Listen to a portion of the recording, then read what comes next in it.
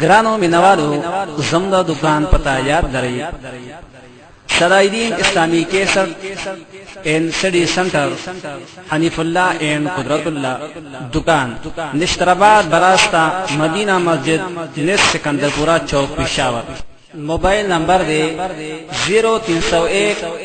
88 91 321 دا موبائل دویم نمبر 0345 91 47 115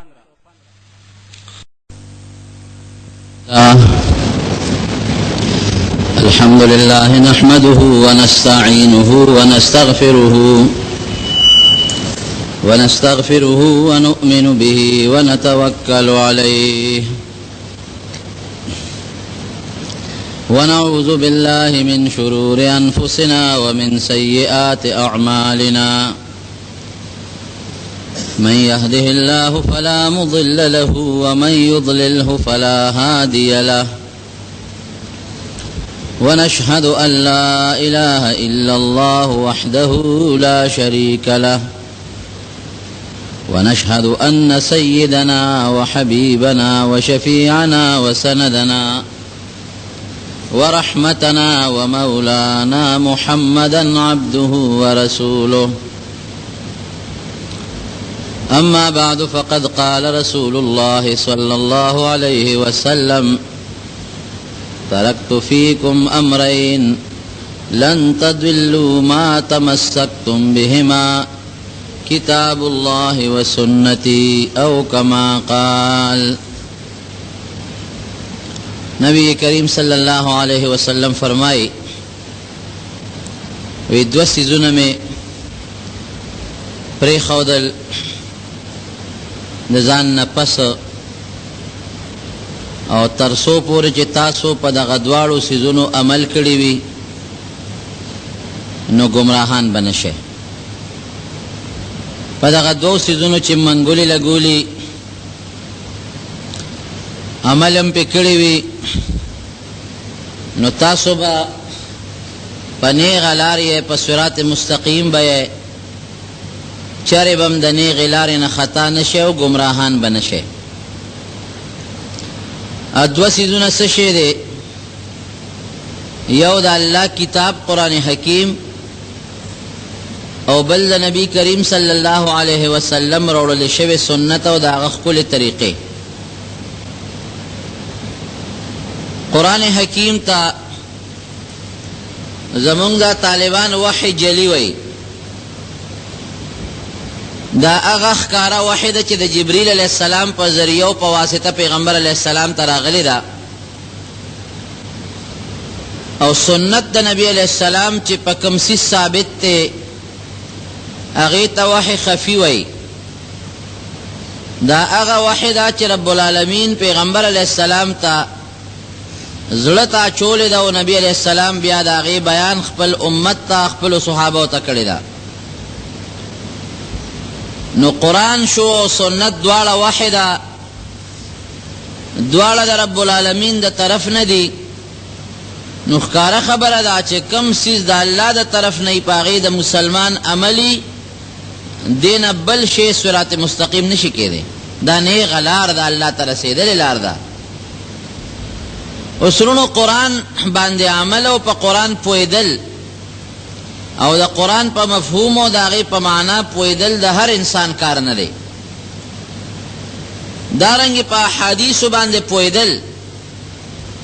او دا حدیث پا معنی زان پویول او دا اغینا مسئلہ اخکل دا ہر چاکار ندے رب العالمین پا دے امت تا نبی علیہ السلام کے صحابوں کے تابعینوں کے داغینا پس چکم خلق دی دا سے پاک و پوئے انسانان پیدا کری دی چیغی دا قرآن نا و دا سنت نا دا امت تا پارا مسائل رو باسی قرآن حکیم کے دا آیات تے دینا دا مسئلہ روزی دینا دا معلومی گی دینا دا معلومی گی دینا دا معلومی گی دا پیغمبر علیہ السلام دا حدیث تے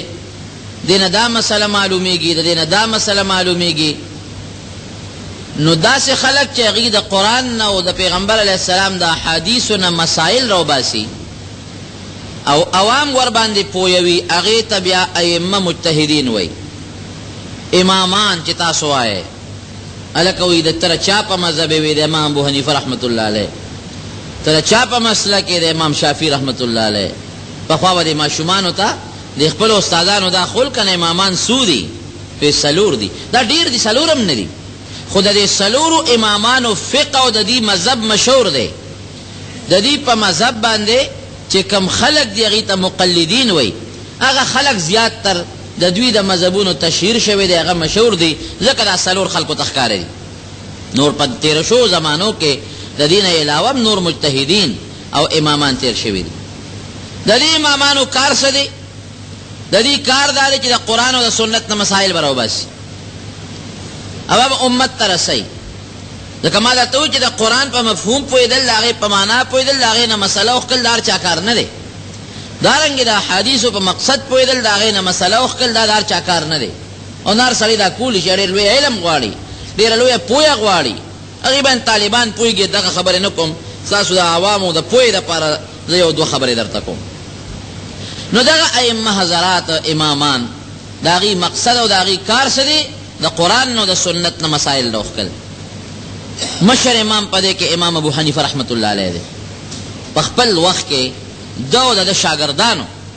ډېر لوی شاګردان یې تېر شوي دي. امام ابو یوسف رحمت الله علیه، امام محمد رحمت الله علیه، امام ظفر رحمت الله علیه، بیا د هغې شاګرد امام محمد صاحب شاګرد امام شافعي رحمت الله علیه دی، د هغه شاګرد امام احمد ابن حنبل رحمت الله علیه دی. دا ټول امامان د امام صاحب شاګردان دي. او بیا دا وروسته چې کوم محدثین تېر شوي دي، امام بخاري، امام ترمذي، امام ابو داود، دا ټول د دوی شاګردان دي. گویا لوی محدثین، دا حدیث لوی امامان او د فقه لوی امامان، دا د امام ابو حنیفه رحمت الله علیه شاګردان دي. او رب العالمین چې هغه له کومه پوهه ورکړې ده د خپلو شاګردانو او د په شریکه د قرآن حکیم او د احادیثو نه 12.5 لکه مسلې راوښکې دي په خپله زندګۍ کې. 12.5 لکه مسایل. او دا داسې نه وه، هغه عالمو مجتهدو امامو، خو داسې نه وه. امام ابو حنیفه رحمت الله علیه په خپله زمانه کې دینی مدرسې جوړې کړې وې. لکه نن سبا چې ته مدرسه جوړه کړې، زه جوړه کړم، بل څوک جوړه کړي. خو مونږ چې مدرسې جوړو نو چندې وله غواړو، بې د چندې نه خو مسله چلېږي نه. امام ابو حنیفه رحمت الله علیه به د دې ټولو مدرسو انتظام په خپله کو. د هغې استادانو له تنخواګانې به په خپله ورکولې، د هغې طالبانو له خوراک او څښاک تر د جامو پورې ضروریات دا د امام ابو حنیفه رحمت الله علیه په ذمه و. تاریخ لیکي چې امام ابو حنیفه رحمت الله علیه په خپل دور کې 14 مدرسې وې، درسونه غټ غټ 14 غټې غټې مدرسې. دا بالذات هغه وې چې د هغې نګراني به امام ابو حنیفه رحمت الله علیه کوله. بیا د هغه د شاګردانو مدرسې د هغې شمېر نشته، د شاګردانو مدرسې د هغې شمېر نشته. اگر چې هغه مدرسې داسې نه وې لکه زمونږ او ستاسو د مدرسې چې دي، هغې کې به د احادیث او د فقه درسونه کېدل. او په دغه مدرسو کې چې څومره استادانو د هغې انتظام ټول د امام صاحب په ذمه و. چندې مندې سوالونه به یې وله نه کول. او که ته وایې دا دونه پیسې کم ځای وې، نو امام ابو حنیفه رحمت الله علیه زبردست تاجر و، ډېر لوی زبردست هغه تاجر و، تجارت به یې کو. او بیا د کپړې تاجر و، دا کپړه به یې اخېستله او هغه به یې خرڅوله او د هغې ډېر لوی مارکیټ و، ډېر لوی انتظام و. نو د کپړې تجارت به یې کو، د هغې سوداګري به یې کوله. او ایمانداري څونه وه. یو ځل یو کس له کپړه ورکړې وه په مزاربت ته دا یو طریقې چې زه دله مثلا پیسې درکمه او تا ته ووایم چې ته په دې پیسو باندې کار کوه، او چې څومره ګټه وکړي نیمه ګټه ستا او نیمه زما ده. پیسې به زمئ او مزدوري او عمل به ستئ، او چې څومره ګټه یې به نیمه. دې ته مزاربت ویل کېږي. نو امام ابو حنیفه رحمت الله علیه چاله کپړه ورکړې وه یو سړي له، زه دا کپړه یوسه او دا خرڅه که، تجارت پکې کوه، او چې څومره ګټه وشوه نیمه سته او نیمه زما. سړی راړه هغه کپړه یو ښار ته یوړه. ډېره موده پس دا سړی واپس راغی. امام صاحب ورته وایي هلکه ته خو به نور کله زر راتلې، تا خو ډېر لوی ټایم تېر کولی، کپړه نه خرڅېدله که څه چلو؟ وی نه صاحب، زه چې کومې علاقې ته تللی وم او کپړه مې وړې وه نو هلته د کپړې قات و. بعضې وخت کې د غنمو قات شروع شي نو خلک دا غنم خوندي کېږي دي، ودرېږه چې ګران شي بیا به خرڅوم. دا ښه خبره نه ده، دا ناجایز دی. نو دوی چې ما کپړه یوړه نو هلته کې د کپړې قحط نه پیدا کېده. نو ما هغه کپړه خوندي کړه ما وی ودرېږه چې دا کپړه سنبال کم نو چې کله دا کپړه ښه ګرانه شي نو بیا به یې خرڅه کم نو صاحب کې مې ښوده نو چې ورو ګرانېده ما نه خرڅوله نو چې هر کله هغه کپړه ګرانه شوه ښه خلکو ته ضرورت شو نو بیا مې خرڅه کړه نو چې ډېره لویه ګټه مې پکې وکړه زرګونه درهم په زرګونو درهمو ګټه مې وکړه او صاحب نیمه سته او نیمه زما سړی خوشحاله امام ابو حنیفه رحمت الله علیه ورته فرمایي انا لله و انا الیه راجعون ته پې خوشحاله ها د مسلمان د مجبورۍ نه تا دومره ناجایزه فایده اخیستې ده مسلمان ته کپړه ګرانېدل او تا ګرانۍ ته یې ښودې وه الله نه نه یېرېږي الله له به جواب ورکې اوس هم بعضې خلک یې غنم به راوړي بازار کې دکاندار به وړه راوړي غنم به راوړي بس خوندي کې چا باندې به نه خرڅوي ولې ورېږه شی ګرانېږي دا ډېره لویه ګناه ده ډېره خطرناکه ګناه ده کم انسان چې دا چل کوي چې شی اخلي په بازار کې خوندي کوي چینی دي غوړي دي اوړه دي غنم دي دې لپاره یې خوندي کوي چې دا ګران شي نو بیا به یې خرڅوم د الله قهر او غضب له ډغره ورکول دي دا سړی د رزق بړواندې کېږي او ورپسې کېږي به الله به د په دې رزق کې او د په تجارت او کاروبار او ګټه کې هېڅ قسم برکت نه اچوي دا یاد وساتئ او مسلمان ته ضرر دی تکلیف دی رزق الله ورکوي تاله هم درکوي دی بل هم ورکوي قطعا ذخیره اندوزي به نه کوئ دا ډېره لویه ګناه ده خطرناکه ګناه ده ګورئ هغه مال چې ته ګټې اب هم نه نه لاړ شي او هغه خپله چې کوم د سر پیسه دی اب هم نه نه لاړ شي لپنګ به ناست دی بیا د الله په دنیا کې او الله سره سزا خو بیا جدا ده وی ښه لا په دې خوشحاله چې ډېرې پیسې دې وګټلې خوشحاله خاندې ولې ځکه کپړه ګرانېدله او تا وی ګرانه به خرڅه کړم او ګرانه دې خرڅه کړه د مسلمان د مجبورۍ نه دې ناجیزه فایده اخیستې ده ډېره لویه ګناه دې ګټلې ده څومره ګټه ستا کېږي نیمه وی چې دومره زر درهم مې کېږي درهم نن سبا د 15 شپږ روپو برابر دی شرعي درهم دومره زره درهم مې کېږي زر یې کور ته لاړ او هغه یې راویستې وی دا ستا نیمه ګټه خو دله جیبه در کوم او ته به لاړ شې چې زما د کپړې اصل څونه پیسې وې اصل او چې څومره یې ګټه کړې ده دا به ټول هغې ښار ته یوسې او د هغې ښار په فقیرانو باندې به تقسیم کړي تا په ناجایزه طریقه دا پیسې ګټلې دي نو ګټه به اوس ګوره سړی سوچ کوي نو ګټه دې صرف تقسیم کړي نو د کپړې اصل مال خو د امام ابو حنیفه رحمت الله علیه ولې تقسیموي د ګټه تقسیم کړه که نه کومو خلکو نه چې دې ګټه کړې ده هغې دې واپس ورکړه نه نه نه هغه چې څومره دې ګټه کړې ده هم په هغه خلکو واپس تقسیم کا او چې زما د کپړې کوم اصل قیمت دی اصل قیمت هغه هم هغې ګټې سره اوس ګډوډ شوی دی هغه پیسې هغې سره ګډې وډې شوي دي پته یې پکې نه لګي نو اصل د کپړې چې کوم هغه لکونو روپو پیسې دي هغه مې اوس په غریبانو تقسیم کا او تا محنت مزدوري کړې ده د جیب نه ته خپلې نیمې پیسې واخله دې ته ایمانداري وایي غټ تاجر او سوداګرو ایمانداري پکې دې ته وایي بعضې خلک اوس هم امام ابو حنیفه رحمه خبرې کوي امام صاحب داسې دی امام صاحب داسې دی امام صاحب نوک تمام څوک ونه رسېږي نه په علم کې او نه په تقوا پرهېزګارۍ کې یو سړي دې پیسې قرض کړې وې 10,000 درهم 10,000 درهم دا دې یو سړي قرض کړې دې زمانه کې تقریبا 15 لک روپۍ دې جوړېږي دې ته قرض کړې یو ځل په لاره امام صاحب روان دی سړی هم روان دی چې روان دی نو دې سړي چې دا امام صاحب ولید نه په یو کوڅه کې روان شو امام صاحب ورمنډه کړې دا مټې ونیوی هلکه چېرته تښتې مونږ نه پټېږي لار بدلی هغې سړي دا ګمان راغی چې په ما خو یې قرضه ده ما نه خپلې پیسې غواړي وروره مونږ نه ولې پټېږي لار دې بدله کړه چې دې ولیدم بعضې سړی چې قرضدارې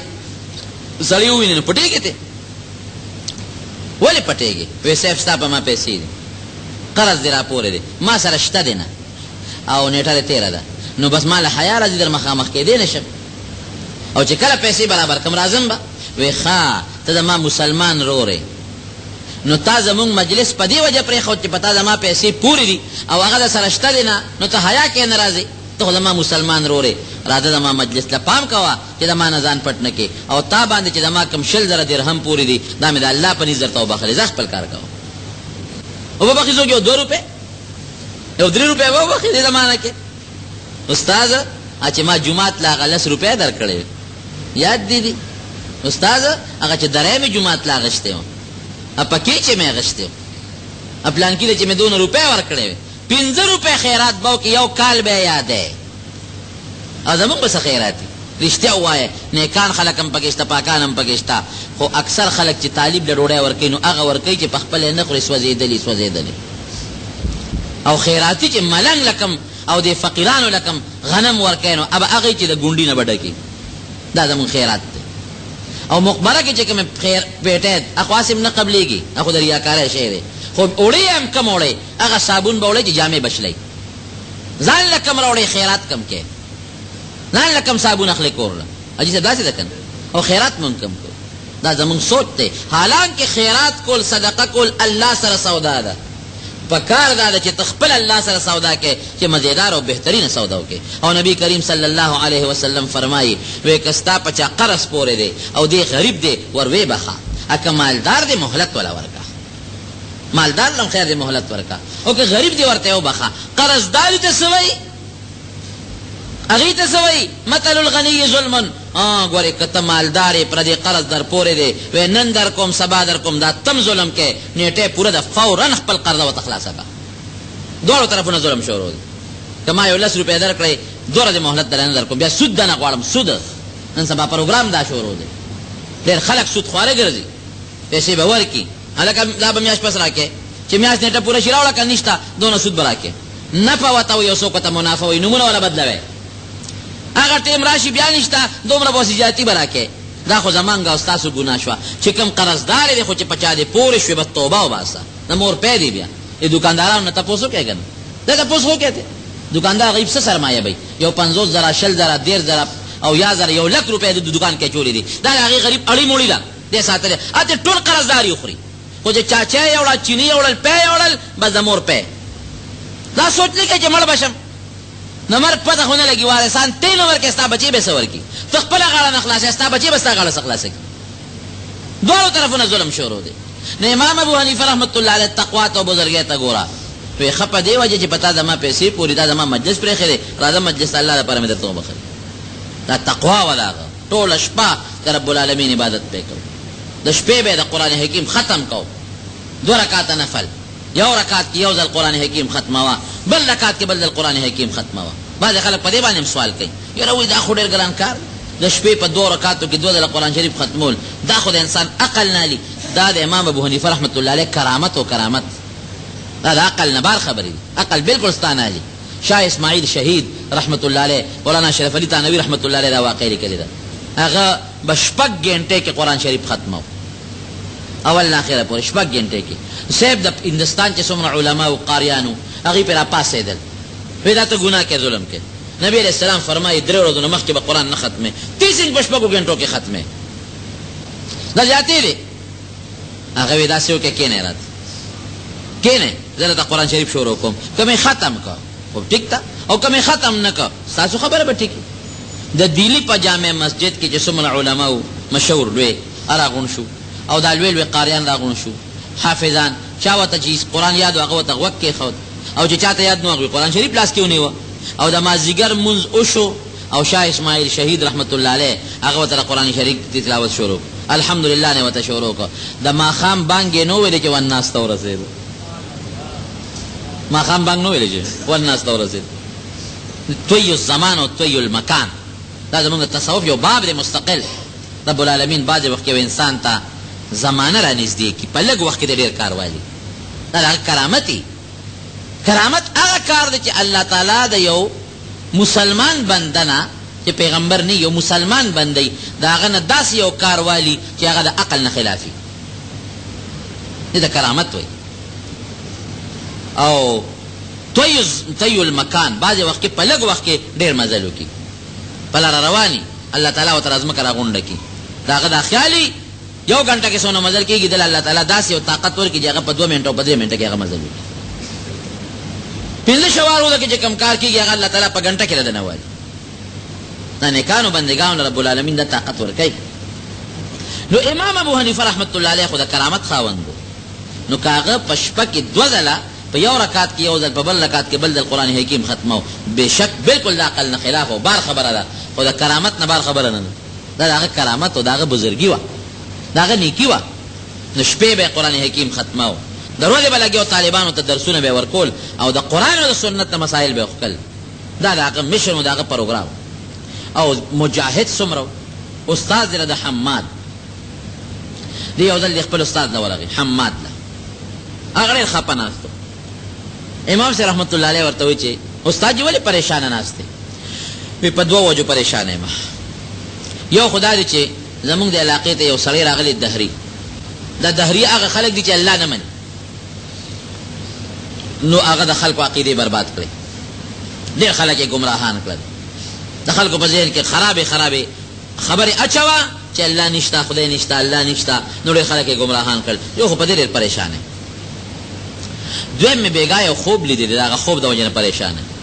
دا خوب دا دی چې بېګا زه خوب اینم چې یو اونه ده، اونه شنه، او په هغه اونه کې شنې پاڼې دي، وړې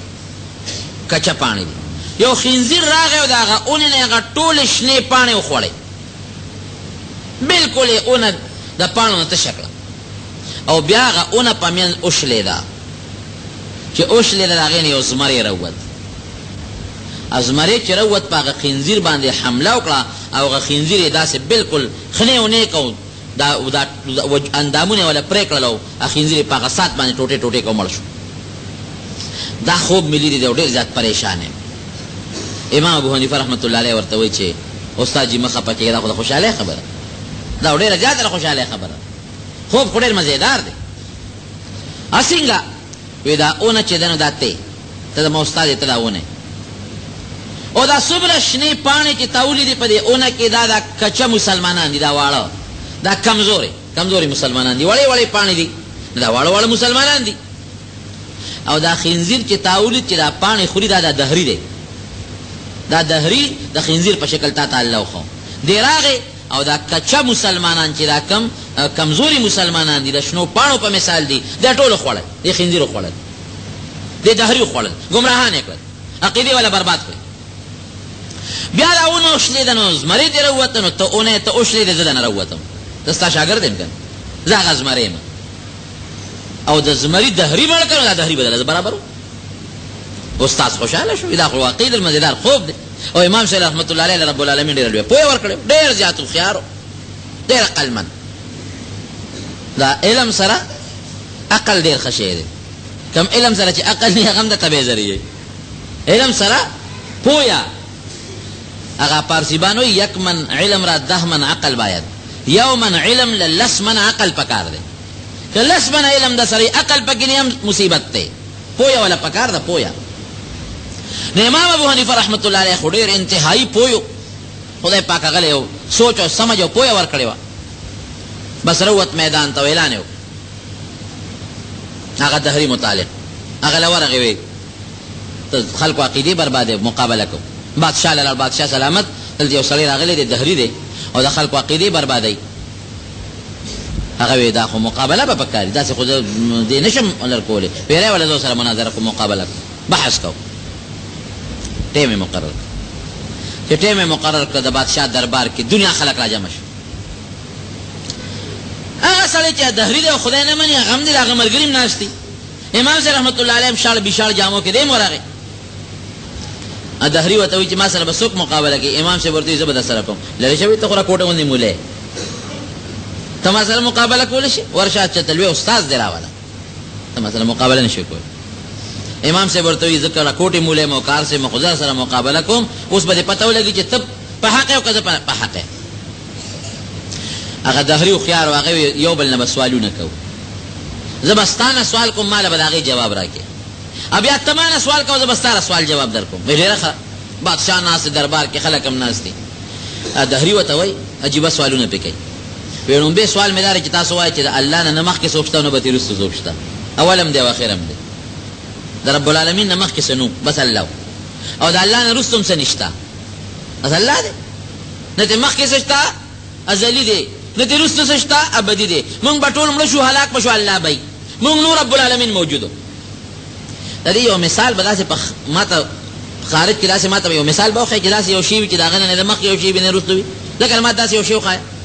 اوس که دا لوډ سپیکر دی نه مخکې یو ځای شته، که دا کوټه ده دی نه مخکې د چا کور دی، د هغه نه مخکې د بل چا کور دی، د هغه نه مخکې د بل چا کور دی، د دې جومات نه وروسته لار ده، هغې نه وروسته د بل چا کور دی. نو داسې شی خو دنیا کې نشته دی چې د هغې نه مخکې یو شی وي نو د وروسته یو شی وي. د دې مثال وښایه. امام صاحب ورته وایي دا انسو د عدد دا شمېر درځي؟ وایي وایه. هغه وی 1 2 3 4 5 6 7 8. وی دا تاسو نه کوم چې د یو نه مخکې څه شی دی، د ایک نه مخکې یو نه مخکې څه شی دی هغه وی د یو نه مخکې اوس نشته شروع خو د یو نه کېږي په عدد کې په شمیر کې د ایک نه مخکې بل څه شی نشته پینسو کې وی ښه ده وایه 4 5 شپږ 9 10 سل زر کروڑ ارب کرب زه ورپسې شابه لږ یو لږ سات بس نو بس چپ شو وی شابه وایه وی نور خو ماله نه راځي وایه ورپسې اخیری به ځان رسې داسې حد ته به رسېږې شابه وایه چپ کېږي به نه وی بس دا ما چې څونه انسي وي دې نه پس خو ما سره نور انسي نشته وی دا تمام مثال وخو چې د عدد کم شمیر دی د ایک نه مخکې د یو نه مخکې څه نشته او چې ته څومره شمیر خلاص کې نور ورپسې ځه آخر کې یو داسې حد ته به ورسېږي د هغې نه پس به بل حساب نه وی ښه دویم سوال دا درته کوم چې ته وایې الله عرض موجود دی د دې یو مثال لره راکړه پی راغوښتل پی یو لوی جام نو امام صاحب دې دهري ته وایي وی دا تپوس تنه کوم چې په دې پیو کې غوړي شته که نشته وی او بالکل غوړي پکې ولې پی چو شاربې ماسته ته جوړ کې او وی شاربې نو شملې اخوا شي او کوچ بل خوا چې کوچې غوړي دي دې پیو کې غوړي شته وی او وی دا غوړي کم ځای دي په دې پیو کې قاشوغه راواله دا غوړي ته مال راو بس دا په دې پیو کې دا غوړي په کم ځای کې موجود دي وی دا په دې ټولو پیو کې موجود دي نه وی یو خاص ځای کې وی خاص ځای کې نه دي دا پیو وی که دا ډرم د پیو ډېر اوږد شي او ډېر پلن شي بیا په ټولو پیو کې دا غوړي پراته دي خواره پراته دي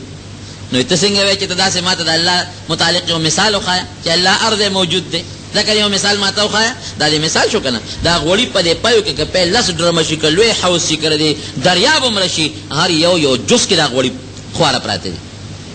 وی ښه دا درېیم تپوس ته نه کوم چې ته وایې چې الله هر چا ته ګوري د دې یو خارج کې ما ته ښکاره یو مثال وښایه چې ما ته پته ولګي امام صاحب ورته وویل شمع راوړی شمع یې پرې راوړه بله یې کړه نو چې بله یې کړه نو امام صاحب ورته وایي د دې شمع مخ کم طرف ته دی دهري وایي کم طرف ته چې هغه ناست و وایي دې طرف ته وایي ته هلته کښېنه اوس یې مخ کم طرف ته دی وایي اخوا وایي هلته شاته کښېنه وایي اوس یې مخ کم طرف ته دی وایي دې خوا وایي دې بل طرف ته کښېنه چې کښېنه اوس یې مخ کم طرف ته دی دې بل ته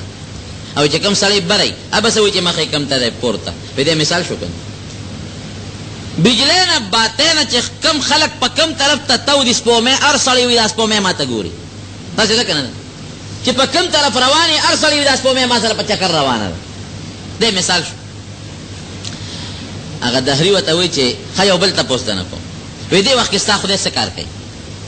دا راته وایي چې دې وخت کې ستا خدای څه کار کوي امام صاحب ورته وایي ګوره 3 تپوسه تا وکړل اوس ته راکوشه چې بیا 3 تپوسه زه وکړم هغې نه پس به بیا ته بل تپوس کوې یاره وایي دا خو ټیک ده نو هغه دهري راکوز شو او امام صاحب په کرسی کېناست وایي وایه که نه تاسو سوال وه څلورمه وی څلورم سوال مې دا چې ستا خدای اوس دې وخت کې څه کوي وی زما خدای دې وخت کې دا کوي چې ستا غوندې بېوقوف او قمقل سړی د دې کرسۍ نه راښکته کوي او ما پکې نه دا زما د الله کار دی هغه دهري رب العالمین مسلمان هغه الله مسلمان عجیبه پوهې الله ورکړی یو سړی یو عالم و د امام صاحب سره روانه و د مولیانو سره د خلکو بعضې وخت روان خو چې خر یې خټه کې ونښلي نو بیا را منډې وایي نو هغه ملا صاحب چې امام صاحب سره روان و هره زمانه کې بدقسمتۍ نه زموږ د مولیانو کې داسې مصیبت شته دی هر قوم کې یاره یوازې مولام نه هر چا خپل دغه کې یو بل سره نه لګي زما خو الحمدلله ټولو سره علما مې ټول خوښ دي طالبان او مولیان او نیکان مې د سیل مې خوښ حسد بغض دی کې نه کوم چا سره نو یو عالم و د امام صاحب سره روانه وه ډېرې بدې ردې به ورپسې وې یو ځل د عالم چې دی نو هغه کور کې ناست و د ښځې سره او ښځې سره څه مسله باندې چیر چال راغی نو چې چیر چاړې راغې نو دا ښځې به سره خبرې نه کولې شپه ده دې ورته وایي ښځې خبرې کوه او سره خبرې نه کوي نو دا ملا صاحب ورته غوسه شو وایي که تر سبا خطو پورې تا ما سره خبرې ونه کړې داسې ورته ووایي که سبا خطو پورې دی وایي ما سره خبرې ونه کړې نو ته به ما په 3 طلاقو طلاقې اوس دا دې طلاقو نه به ګورې ځان ساتئ طلاق لفظ الله ته مسلمانو ساتي ښځې سره اسې روانه کا روانه نی نو یو ډب دوه وله ورکه خیر دی د کوټې روانه ورسره جوړه کا خو داسې مستقل طلاق لفظ استعمالول دا ډېره ابغض المباحات مباح دي په بعضې حالاتو کې خو د الله نه دي خوښ ځان به دې ساتئ سړي خولې نه خو الفاظ وختل که سبا خطو پورې د ما سره خبرې ونه کړې نو به ما په دریو طلاق او درې طلاقه لفظ یې ووایې ظالم. لکه یو طلاق چې سړی وکړي نو ځا گنجایش کېدی شي چې یا ښځې دا خو سبا خطو والا ده د خدای ظالمې، او که سبا راوخته نو ته به طلاقه شي. او داسې طلاق چې درې مې ویلي دي ګورئ، نو بیا به څه کوې؟ ماشومان به چیرې دي؟ دې ځره به څه کوې؟ شا به خبرې شروع کړه. خو ښځه ورته په لاسونو اشارې کوي، ښځې له هم خړه پوخ کړی دی، خړې والا پوخ کړی دی، خړې نه وي پوخ خبرې به یې کړې وي که نه. بس هغې هم په اړه کې سوچ کړی چې خدای دې ستا بیخ او بنیاد وباسي، خو چې سبا راوخېږي د نه خو خلاصه شم که نه. اشارې ورته کوي، دې ورته اخر منتونه هم کوه، پخپو م ورته پرېوځه، او صاحب د هر قسمه خواري زاري م کو چې سړی ګیر شي بیا څه کوي؟ ګیر دی غریب. اوس منتونه هم کوه، زاري م کو چې د خدای خاطر وکړه. اوس دا سبا که راوخېږي دا ماشومان به دې څه کوي؟ ته به څه کوې؟ او ورته په لاسو اشارې کوي چې زما خدای مل دی او تا دې خدای تباه و برباد کړي، چې تا نه خلاصه شم دې نه غټ جنت بل نشته. واقعي بعضې خاوند ګورې جهنم یې جهنم، بعضې ښځه دوزخ او بعضې خاوند دوزخ. ښه اخلاق ښه شی. بیا ورته مینځداري کوه، ښځې خولې ته ښه مضبوطه جننده والی چې خبرې بس سبا به خدای راوخېږي دله به خلاصه شم. ده چې لکې سوچ کړی چې دا مسله خو بغیر د امام صاحب نه نه حل کېږي. اوس نیمه شپه را په منډه شوې ده چې راغی د امام ابو حنیفه رحمت الله ته دروازه ډبوله ده. هغه ورته څوک یې؟ پلان کې یم جي، پلان کې یم خو صاحب یو مسله راته پېښه ده، دروازه کوله. امام صاحب وکړه ښه تا خو ما بس ډېرې خبرې کولې، ته چل شوې ده؟ یاره سی بس معافي غواړم مرسه چې مې ویلي دي، ما ته یو مسله پېښه ده، ښځې ته مې خبرې نه کولې او ما ورته ویلي دي که سبا خطو پورې در سره خبرې ونه کړې نو په دریو طلاقو طلاق. اوس هغه د کافر لور خبرې نه کوي، غم شو. بشیر دې خدای په داسې ښځه ور واړوي. اوس که سبا راوخته بیا به څه کېږي؟ نو هغه امام صاحب ورته زمانه دا خو اسانه خبره ده، ځه کور کښېنه، خبرې ورسره کوه، زه درځم، الله به خیر کړي. دې تللی کور ته، ښځې سره بیا ناستې، ښځو سره بیا خبرې نه کوي. او دې سبا ته ګوري چې خدای سبا خو دغه دې رانږدې شو. بیا راغله وایي د امام صاحب پسې، خدای دپاره امام صاحب څه چل وکړه؟ وایي زه مړه درځم که نه، خو دا سبا ته وخت شته دی. بیا ترې ښځې سره کښېنه، خبرې کوه درله. بیا دې ترې ښځې له بیا ورته ناستې، مینځداري ورته کوي، او سره خبرې نه کوي. چې خبرې نه کوي دې بیا را په منډه، هی امام صاحب داسې معلومیږي لکه چې ته زما دا مسله نه جوړه. او که دا سبا راوخت ماشومان بچي مې دي، ښځه مې ده، دا څه په لانجه واوړېدم، د خدای خاطر وکړه، د مسلې که څه حل د سړي دا راله راوباسه. یاره وایي د سبا دغه نه خو دې وویستمه مانځه نه، زه در سره ځم. امام صاحب ورسره لاړ. سبا خطو ته خو لا ټایم شته دی، لا نه دی ختلی. ده ته وایي ځه کور کښېنه، ښځې سره خبرې کوه. او امام صاحب راغی د سبا د خطو نه مخکې لا سبا نه دی ختلی، په جومات کې بانګ ووی. الله اکبر الله اکبر. ښځې دا ګمان وکړه چې سبا خو راوخته، ځکه ملا خو هله بانګ وایي چې سبا راوخېږي. نو بس سړي ته وایي حقه دې ملا بانګ وی سبا راوخته، تا نه زه خدای خلاصه کړم، زه ستا د په دې طرف په مخه او زما په دې طرف په مخه. امام صاحب ول اواز ورکوي سبا لا نه دي ختلی، سبا نه مخکې دې خبرې وکړې. بانګ یې ورته سبا نه مخکې ووایي، سبا نه دي ختلی، سبا نه مخکې دې خبرې وکړې، طلاق ختم، طلاق نه کېږي. دا د هغه هوښیارتوب. ښه خبره مو شوه د دوو مسلمانانو منځ کې ښځه خو ناپوهه ده، قمقله ده، بعضې ناپوهې ښځې پیدا یې خاوندانو سره چیړ او چاړه خوا دې خوا نه، هغه مسله چې جوړه شي ښه خبره ده. ولې د ښځې له خاوند روانه شوه، د دوو کورنو په منځ کې دشمني جوړه شوه، اختلافات جوړ شو. الله یې د دې نه مسلمانان محفوظ وساتي. دا د هغه هوښیارتوب و، د هغه پوهې و، د هغه عقل و، زیرکتیا الله ورکړې وه، پوهې الله ورکړې وه.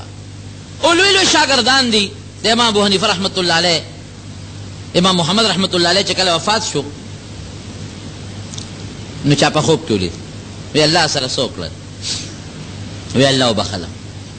وی ما ته رب العالمین وفرمایل چې ای امام محمده، په دنیا کې مې ستا په سینه کې د خپل کتاب علم اچولی، ستا سینه مې د خپل کتاب نه او د خپل پیغمبر د کتاب د علم نه ډکه کړې وه، او کومه سینه چې د خپل کتاب او د خپل پیغمبر د کتاب د علم نه ډکه کړم، هغه سینه د جهنم د اور نه نه ډکو. دا ما وبخل. بیا مې تپوس وکړو چې امام ابو یوسف رحمت الله علیه څه شو؟ وی هغه د ما نه بره مرتبه کې ناست. وی بیا مې تپوس وکړو چې امام ابو حنیفه رحمت الله علیه څه شو؟ امام ابو یوسف څه شو؟ بره مرتبه کې دی، دا استاد د امام ابو یوسف استاد امام صاحب وبې. امام ابو حنیفه رحمت الله علیه کوم ځای دی؟ وی د هغه خو تپوس مه کوه، هغه خو په ډېرو لویو اوچتو مرتبو کې پورته ناست دی. نو دې امامانو حضراتو د قرآن نه او د احادیثو نه مسائل راوښتي. حضرت معاذ رضی الله عنه دا خو علمي بحث دی، خو طالبانو خبره درته نه کوم، دی ډېر زیات دلایل دي، خو طالبانو په جبه کې په هغې تاسو نه پوهېږئ. هو حضرت معاذ رضی الله عنه نبی علیہ السلام یمن ته لېږه، نو پیغمبر علیہ السلام ورته فرمایي وی تا خو یمن ته لېږم، فیصله به پسې کې وی د الله په کتاب، او وی که د الله په کتاب کې د یو مسله ونه مونته بیا وی ستا په سنت د خپل پیغمبر په احادیثو په سنت به عمل کو، او وی که زما په احادیثو کې د یو مسله ونه مونته نو بیا به څه کې وی اجتهد برأیي، په خپل سوچ او په خپل رأی او په خپل فکر به د قرآن او د سنت نه مسله راوباسم، قرآن نه به راوباسم او احادیثو نه به راوباسم. نو پیغمبر علیہ السلام پې د الله تعریف وکړه، الحمدلله الذي وفق رسول رسوله لما يرضى به رسوله. الله له ثنا ده او صفت دی چې زما زه د الله رسول یم، د الله استاذ یم، او دا معاذ زما استاذ دی. نو چې دا زما استاذ له الله د هغې خبرې توفیق ورکړه چې په کوم زه خوشحالېږم او زما الله پې خوشحالېږي. په قرآن او سنت هر سړی څه پوهېږي. یو ځل قرآن حکیم کې یو آیت نازل شو د دې روجې متعلق، فکلوا واشربوا حتى يتبين لكم الخيط الابيض من الخيط الاسود من الفجر. تاسو خوراک او څښاک کوئ د شپې په روجه کې تر هغې پورې چې سپین مزې د تور مزې نه جدا شي. د سبا دا سپین مزې د تور مزې نه جدا شي، سپین مزې لفظ د مزې راغلی، تار، سپین تار او تور تار د یو بل نه جدا شي. نو یو صحابي دی عدی ابن حاتم د حاتم طایی زوی دی، عدی رضی الله عنه، هغه دا سوچو که هغه ته دا نور مزي واغېستل، دا چې کوم د ګنډلو دا تارونه دا رسۍ دی ته واغېستې مراد، یو سپینه رسۍ را واغېسته او یو یې توره را واغېسته او د بالښت لاندې یې کېښودې. نو چې کله به سبا رڼا شو نو هغه مزي به یې را واغېستل او داسې به یې ورته کتل. نو چې تر څو به هغه یو بل نه هغه رڼا نه وه لګېدلې، نو سپین او تور خو چې رڼا ولګي نو پته لګي، پته به نه ولګېدل نو لږ خوراک به یې کو. نو بیا به یې هغه رسۍ راوچته کړې، هغې ته به یې کتل. نبي علیه السلام د چا الوین راویغت وی عدي ته څه کې؟ وی سید د بالښت لاندې مې دوه مزي ایښودې دي، یو تور دی یو سپین دی. هغې ته ګورم چې کله پکې هغه توروالی او سپینوالی راته معلوم شي نو رڼا راښکاره شي، نو بس بیا خپل خوراک بند کړم. د خدای بنده یا د خدای بنده، دا مقصد نه دی د الله د آیات، د هغې نه هغه تور او سپین مزې د دې اسمان د غاړې مراد دی، دا ستا د ګنډلو تار ته نه دی مراد. د اسمان په دې کناره کې دا سپین غوندې کرښه پیدا شي او د هغې نه مخکې توره کرښه وي، نو چې دا توره کرښه لرې شي او د هغې نه پس دا سپینه کرښه د اسمان په دې غاړه کې را شي، هغې پورې خوراک او څښاک کوئ، چې دا را شي نو بیا به نه کوئ. پوره صحابه کرام د پیغمبر علیه السلام نږدې ملګري دي، لیکن د قرآن په مفهوم او په مقصد په بعضې آیاتونه هغوی په خپله نه رسي. دا یې د نبي علیه السلام نه تپوس کوي، او پیغمبر علیه السلام رب العالمین را لېږلی دی لري وانزلنا الیک الذکر لتبین للناس ما نزل الیهم. قرآن درته موږ نازل کړ، صحابه به په دې قرآن ته پوهې. دا د نبي علیه السلام په خپله صحابه کرامو له تعلیم ورکوي، نو چې صحابه کرام په خپله هم دې ته محتاج دي چې موږ پیغمبر علیه السلام په قرآن پوهې کړي، په خپله پرې نه پوهېږو. او بیا احادیث داسې دي، نو دې دپاره رب العالمین داسې نیکان او پرهیزګاران خلق پیدا کړی دی، امامان ورته وایي، ائمه ورته وایي، مجتهدین ورته وایي، چې هغې د قرآن نه د سنت نه دا مسلې راوباسي امت ته رسوي. بعضې خلک یې که نه موږ د امام صاحب اتباع نه کوو. امامان څه ته وایي؟ بس د پیغمبر تابعداري کوو. نو زه یم دا امام چې درته کومه مسله ویلې ده او ته په دې مسله، زه تاسو ته یو مثال درکړم، زه درته یو مسله بیان کړم د دین او ته په هغې عمل وکړې، دا تا زما تابعداري وکړه او که دا د الله او د رسول تابعداري وکړه، د الله او د رسول دا مسله خو درته بیان ما کړه، خو د قرآن نه مې درته راوویسته که نه،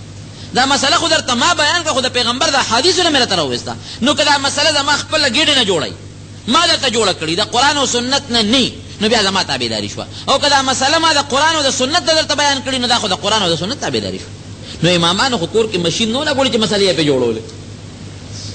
هغې خو د کپړې مشین نه لګولې، هغې خو بل مشین نه لګولې. دوی که دا مسایل موږ ته را رسولي دي، دا هغه مسایل دي چې کوم مسایل د قرآن او سنت نه دوی رستی دي، نو د امام تابعداري دا د قرآن او د سنت تابعداري شوه. او یو بل مثال به هم درکړم، هغې بازو سره یو لوی نیر تللی دی، لوی نیر، او د هغې غټ نیر نه داسې واړه واړه ده، تاسو څه ورته وایې، دا ناقې راوتې دي، شاخونه ناقې راوتې دي، دا شاخ نمبر 5 دی، دا شاخ نمبر 6 دی، دا شاخ نمبر 4 دی، دا شاخونه ترې راوتې دي. او هغې شاخونو نه بیا واړه واړه لښتي راغلي دي، داسې ده که نه ده؟ اوس که یو سړی تورنځو میره کې د هغې لښتي نه په جام کې اوبه راوالي، دا خو د دې لښتي اوبه شوې، لیکن که تاسو پرې سوچ وکړئ دا اوبه د دې لښتي دي که دا د هغه لوی نیر د تنګي د هغه لوی نیر اوبه دي، دا تاسو ووایه دا هغه لوی نیر دی. دا غلوی نیر نه پدې ورکوټي نیر کې رااله رکوټي نیر نه ناقې ته رااله د ناقې نه وروسته بیا لختي ته رااله نو که یو سړی وایي چې نه اوبو ته حاجت دی او دې تږی دی او دې وایي نه دې رکوټي لختي نه خو زه نه رالم زه د غټ نیر نه الم نو چې نیر ته رسي د تندې به بېخوتې مړ به یاره دا پټې خو د په دې رکوټي لختي نه اوبه کومه په لوی نیر یې اوبه کوم نو لوی نیر به د پلار هلته وړي که دا لختې د پټې به وله هلته وړي څه چل به ورسره کوي دې پټې هلته لوی نیر ته رسولی شي لوی نیر دلته په سر راوړی شي دقه مې د مسایلو مثال دی که نه یو سړی وایي د قرآن نه قرآن مثال د لوی نیر دی د حدیثو د سنت مثال د لوی نیر دی او دا فقه چې دا کوم مسایل په خلاصه وخیره منیا شوه یا کنز شو یا هدایه شوه دا زموږ د فقه کتابونه دي دې مثال د ناقو د وړو وړو لختو دی نو که یو سړی د فقه د امام صاحب چې کومه مسله تا ته بیان کړې ده امام شافعي صاحب بیان کړې ده امام احمد صاحب بیان کړې ده او په هغې مسایلو باندې ته عمل کوې دا مسایل د هغه غټ نیر نه راوتي دي کوم چې هغه غټ نیر دی نو دا داسې شوله که چې تا په قرآن او په سنت په خپل عمل وکړو داسې ده که نه ده دا ځکه چې بعضې خلک دې زمانه کې راوتي دي امامان پکې موږ نه منو امام څه ته وایي او لوی امام خو نبي علیه السلام دی او د هغه په بلکل بېشک د ټولو نه لوی امام زموږ نبي کریم صلی الله علیه وسلم دی لیکن داغه نه رستو امامانو کې لوی امام هغه په امتیانو کې یادو هغه په امتیانو کې بیا امام هغه بیا امام ابو حنیفه رحمت الله علیه امام شافعي رحمت الله علیه دی دا خلک بیا ائمه دي او دا ځانه مسلې نه جوړوي دی هغه مسلې چې د قرآن او د سنت نه وباسي او امت ته رسوي امام شافعي رحمت الله علیه او قربانۍ څونه ورکړي دا بزرګان وګورئ اخوا دې خوا خلک نو امام شافعي رحمت الله علیه چې دی نو یو ځل مامون الرشید بادشاه سره یو مسله مقابله رااله چې مقابله رااله نو امام شافعي رحمت الله علیه ورته وایي چې په دې باس کوو وایي کوم ځای باس کوو وایي د دریاب په غاړه به باس کوو ډېره ښه ده مامون الرشید بادشاه هم د دریاب غاړې ته لاړ او نور خلک هم لاړل نو امام شافعي رحمت الله علیه ته وایي راځه چې اوس باس وکړو شافعي صاحب ورته وایي نه دلته باس نه کوو وایي کوم ځای به کوو جانماز یې راواخېسته او د دجلې د دریاب د پاسه یې ورغورځو او پې ورغې او په هغه جانماز د پاسه کېناسته وی دلته راځي دلته به باس کوو د دجلې د دریاب د پاسه جانماز ورغورځو پې ورغې کېناسته وی دلته به باس کوو بادشاه باندې هیبت راغی او دا خو د ډېر لوی هغه ورته خپل کرامت ښکاره کوو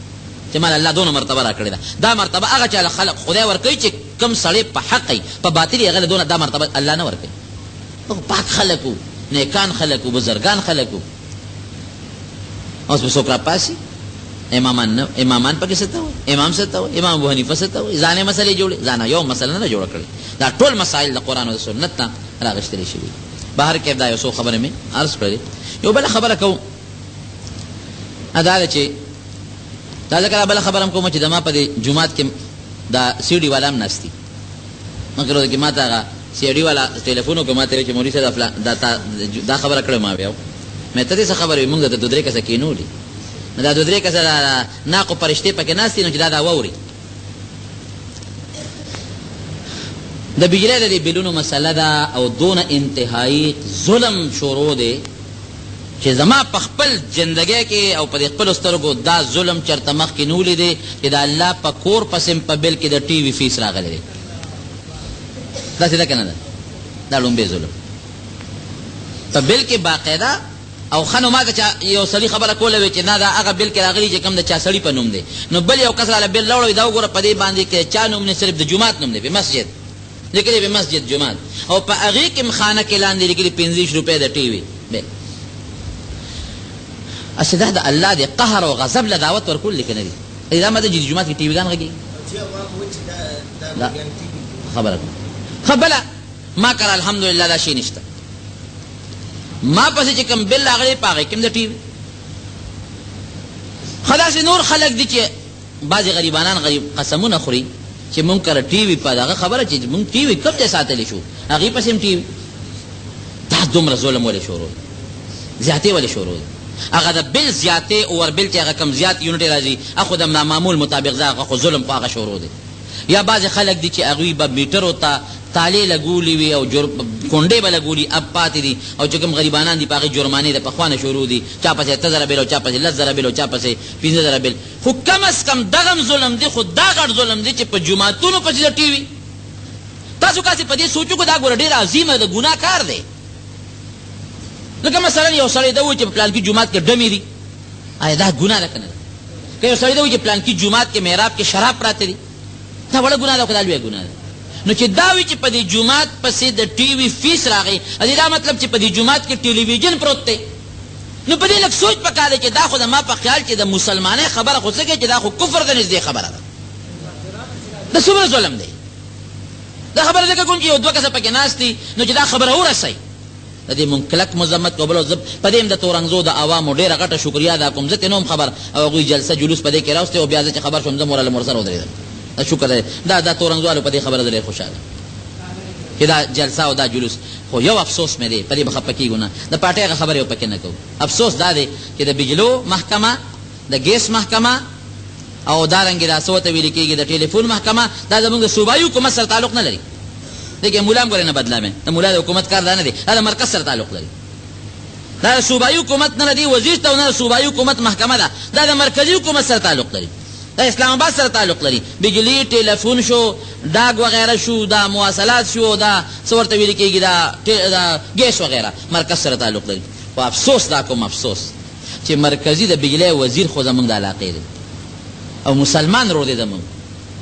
مسلمان رور دی زمونږ، نو هغه په دې خبره تر ننه پورې خاموش ولې دی؟ پکار دا وه چې د دې کلک مذمت کړی وی، پکار دا وه چې د دې په اخبار کې یا په ریډیو باندې یا په ټي وي د دې هغه کلک مخالفت کړی وی چې دا ډېر غلط شوې ده او آینده له به داسې نه کېږي او دا نه وي پکار، دا ختمول پکار دي. لیکن زه اخبار ګورم تر ننه پورې د هغه په دې قسمه هېڅ قسمه بیان نه دی راغلی، که راغلی دی؟ نه دی راغلی. د یو شي وزیر یم پکار ده چې د هغې زه محکمه ما سره ده، هغې کې چې کوم ناروا خو کېږي خو به ما ته راجع کېږي، که روا کوم د روا به هم زه کوم، که ناروا کوم ناروا به هم زه کوم. نو دا خو د محکمه ده، او په دې محکمه کې هغه نور ظلم به په ځای پرېږدو چې هغه بل زیات راځي یا جرمانې راځي، هم ښه خبره نه ده. ولې یو سړی پکار ده چې 100 یونټه خرچه وکړي چې 100 روپو بل راشي، زیات ولې راځي؟ یو سړی بجلی اغلا نه کوي هغه جرمانه ولې لګي؟ زه دغه به هم بل طرف ته کړو، لیکن دا جوماتونو پسې او هغې خلکو پسې چې کوم خلکو سره ټي ویګان نشته راشئ تالاشۍ واخلئ. پکار دا وه چې په دې باندې د دغه منسټر صاحب وزیر صاحب مذمتي بیان راغلی وی چې دی خپله جامه به یې بچ کړې وه، بیان به راغلی و چې بلکل دا غلط کار شوی دی، آینده له به داسې نه کېږي، یا د معافۍ اعلان به یې کړی و 10 پیسې یونټ یې ما ته معاف کړه، 100 یونټه بجلي زه خرچ کوم، 10 پیسې یونټ چې ما ته معاف شو نو 10 روپۍ ما ته فایده شوه. 100 یونټه یو اصل یونټه چې درمیانه کوري 100 یونټه خرچه کوي، نو 100 یونټه خرچه کې ما ته 10 روپۍ فایده ورسېده، یونټ کم شو 10 پیسې، نو هلته 10 روپۍ فایده ورسوله، 15 روپۍ په ټیکس ولګو د ټي وي. هغه جایز مونږ له ښه وه، دا پیسې به کوم غواړي دا 15 روپۍ چې غونډېږي، دا به هغه ناجایز او حرام ولځي. دا خبره مې دې پورې وکړله چې د دې مونږ کلک مذمت کوو، بالکل ناجایز یې کړي دي، ناروا کړي دي او په څلور مذهب یې ناروا کړي دي، او که کومو د بجلو اهلکارو دا قصدن کړي وي نو رب العالمین دې په دې ځمکه وردن نه کړي. دی زمونږ د ټولو جوماتونو توهین کړی دی، دی د جوماتونو توهین کړی، دا بې خونده بې غیرته خلک دی. ولې دا دونه بې غیرتي کوي؟ هر چا که دا ظلم کړی دی د جومات او قصدن مدن، یاره که په غلطۍ شوي هغې کې مونږ چاته خیرې نه کوو، غلطۍ کې نه کوو خیرې، خو که قصدن مدن یې دا لوبه کړي او د جوماتونو دا هتک او دا بېعزتي کړي او د دې غریبانانو او د دې خلکو، نو رب العالمین د ځمکې تل ته ور رسولی کړي. ظلم نه دی پکار، ولې دا ظلم کېږي؟ او بیا د تورنګزو عوامو یا د نورو علاقو چې عوامو کم غیرتي جذبه کړې ده بالکل ډېر ښې کړي دي او ډېر ښه د ایماندارۍ جذبه کړې ده. ما خو ورته په هغه ساعت باندې بیا د بجلو هغه عملې والا ته دغه ته اطلاع وکړه، رالل او څه بیلونه میلونه ټیک کړل، بیا خو دې زه لاړم د هغې نه پس چې هر څه شوي. او بهر کیف دا زمونږ د پاکستان دی، زمونږ ملک دی، زمونږ د مسلمانانو ملک دی، د مسلمانانو وطن دی، نو کم از کم د غیرت تقاضا او د ایمان او د اسلام تقاضا خو دا ده، د جومات هتک او بېعزتي خو نه ده پکار. پارټي به دې په خپل ځای پرېږدو، که جمعیت دی او که پیپل دی او که نیشنل دی او که بل دی او که بل دی، خبره به اصل او حقیقت به کوو. زما پارټۍ کې چې څه نقصان یې یقین وکړه هغه به هم زه وایم، داسې خبره به نه کوو. دا خو زمونږ مسلماني د پارټي به ته یو خوا کوو، د مسلمانۍ تقاضا ده د هرې پارټۍ والا چې ظلم نه دی پکار. او د بجلو وزیر لا بالکل مرکزی وزیر لا زمونږ د علاقې دی، زمونږ مشر دی، زمونږ رور دی، مسلمان دی، هغه له پکار دی چې فوراً د دې مذمتي بیان شایع کړي، د دې خلاف چې دا غلط کار شوی دی، د دې خلاف وکړي. او د پاکستان به کم کم ویاړئ، دغه عراق کې څه شو،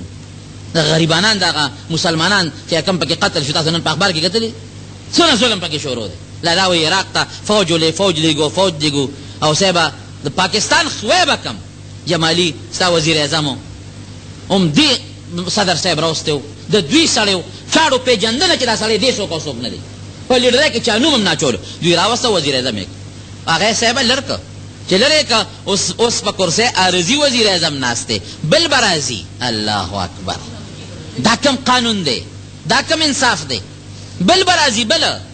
هلکه بل به څنګه راځي نه دا عارضي نه دی او بل اوس به انتخابات کوي تا ته څه پته لګي که دغه سړی په انتخاباتو کې ناکام شو نو بیا به سي